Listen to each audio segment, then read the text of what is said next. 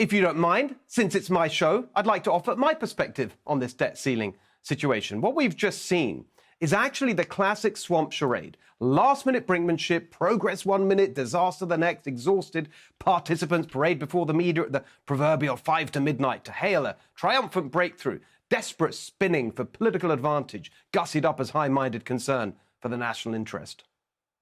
This isn't a debate between a party that wants to reduce the deficit and a party that wants to govern and solve problems. This is a debate between an irresponsible party that wants to ruin our standing in the world and hurt Americans at home, and a party that is willing to have a discussion about our spending this year and next year.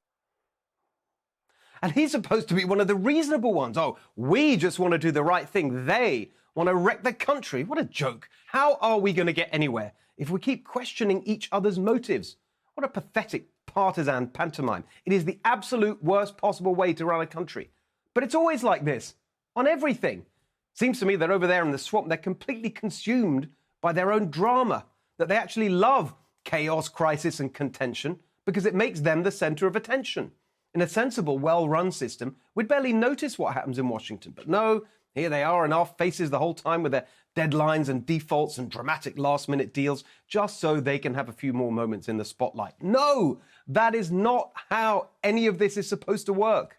And that's why it doesn't work. Year after year, decade after decade, Washington politicians, left and right, make all these promises, but everything seems to get worse because none of it addresses the central structural problem, our massively bloated federal government.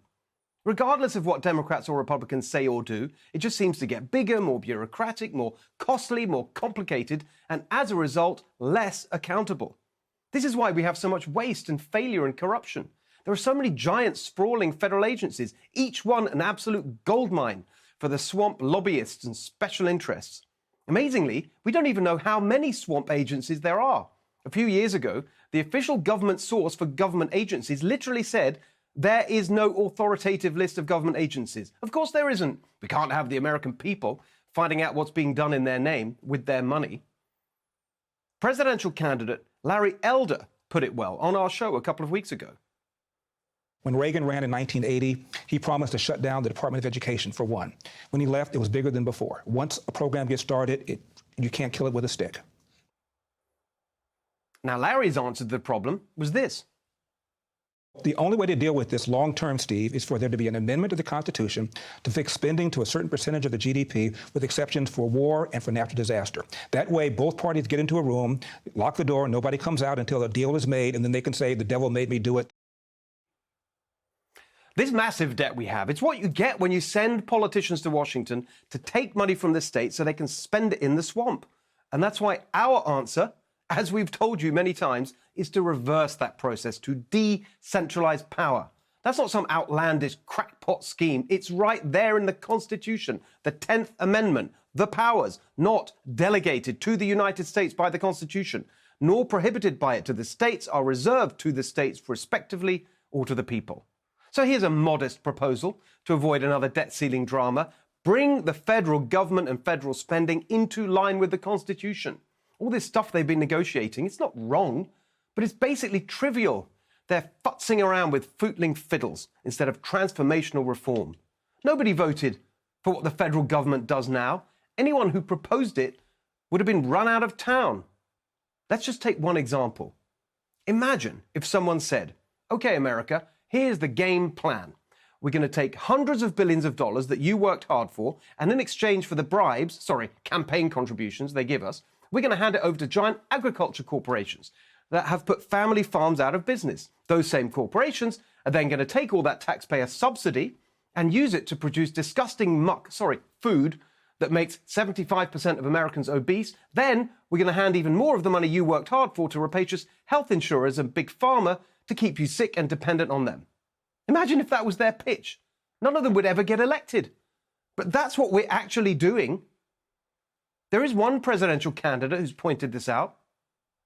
We need to realize we have a sickness care rather than a health care system. We need to be the party talking about why so many of our chemical policies and our food policies and our agricultural policies and our environmental policies and even our economic policies are leading to people getting sick to begin with. That was Marianne Williamson in a 2020 Democratic presidential debate. And she's absolutely right. Worse, that mad cycle is repeated on issue after issue, and we just sit back and take it. Enough! We have to decentralize power in this country. All powers not specified in the Constitution should be transferred to the states respectively, or the people. Education, healthcare, welfare, energy, pretty much everything they've been negotiating over. That's what the 10th Amendment says. To speed things along, take away the source of the federal government's power, our money. Abolish the federal income tax. Abolish all federal taxes. Replace them with an annual levy from each state assessed on the basis of population and wealth. Shut down these unconstitutional federal bureaucracies with their armies of interferers and armfuls of regulations. Fire the civil servants, sell the buildings, close it all down. You think that sounds wild? Over the top? No more so than the insane centralization we have now. And unlike their demented centralization, our beautiful decentralization is actually in the Constitution. Americans will have faith in their democracy when they see the connection between their vote and their lives. That's the next revolution we need. Hey, Sean Hannity here. Hey, click here to subscribe to Fox News YouTube page and catch our hottest interviews and most compelling analysis. You will not get it anywhere else.